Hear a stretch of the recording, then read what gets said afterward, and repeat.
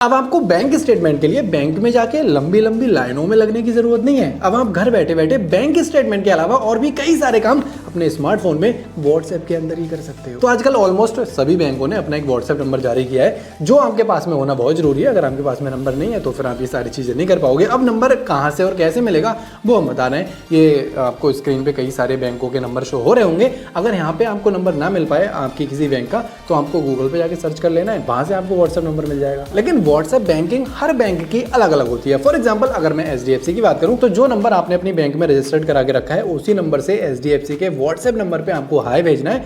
उधर से आपके सामने दो ऑप्शन आ जाएंगे, एक कस्टमर आईडी, दूसरा डेबिट कार्ड। फॉर एग्जांपल मैं कस्टमर आईडी पे क्लिक कर देता हूं। अब यहाँ पे मुझे अपनी कस्टमर आईडी के लास्ट के 4 डिजिट डालने पड़ेंगे।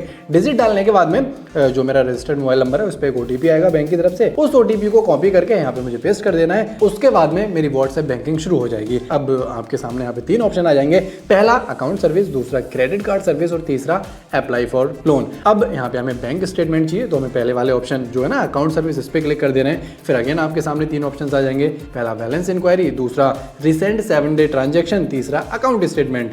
तो हमें यहाँ पे अकाउंट स्टेटमेंट पे क्लिक करके आगे बढ़ जाना है। अब यहाँ पे आपको ड्यूरेशन सेलेक्ट करना पड़ेगा। जब आप ड्यूरेशन सेलेक्ट कर लेंगे उसके बाद में आपके पास में एक मैसेज आ जाएगा कि भाई आपका जो बैंक स्टेटमेंट है वो आपकी रजिस्टर्ड ईमेल आईडी पे भेज दिया गया है। उसके बाद में आप ईमेल पे जाके अपना जो बैंक स्टेटमेंट है वो देख सकते हो। इसके अलावा और भी कई सारी सर्विसेज हैं, लाइक अप्लाई फॉर लोन हो गया, क्रेडिट कार्ड की सर्विसेज होगी, डीमेट अकाउंट ओपन करना होगी। ये सारी चीजें आप व्हाट्सएप जो एचडीएफसी की व्हाट्सएप बैंकिंग है उसी से कर सकते हो। अब अगर मैं एसबीआई की बात करूँ तो आपको इनका जो भी व्हाट्सएप नंबर है उस पर आपको हाई भेज देना है। देन उधर से एक मैसेज आएगा कि अभी आप इस सर्विस का पार्ट नहीं है तो आपको यहाँ पे लाइक यस पे टैप कर देना है। देन फिर आपके सामने एक मैसेज और आ जाएगा जिसमें लिखा होगा कि भाई साहब व्हाट्सएप सर्विस में रजिस्टर करने के लिए ये जो नंबर दिया गया है इस नंबर पे आपको इस वाले टेक्स्ट को कैपिटल में टाइप करके स्पेस देना है। देन आपका जो भी अकाउंट नंबर है वो टाइप करना है, उसके बाद सेंड कर देना है। सेंड करने के बाद में आपकी जो व्हाट्सएप सर्विस है वो शुरू हो जाएगी। अब आपको फिर से एक बार हाई लिख के भेजना है। फिर आपके सामने 3 ऑप्शंस आ जाएंगे, पहला ऑप्शन है अकाउंट बैलेंस, मतलब बैलेंस पता कर सकते हो, दूसरा है मिनी स्टेटमेंट और तीसरा है D register for WhatsApp banking.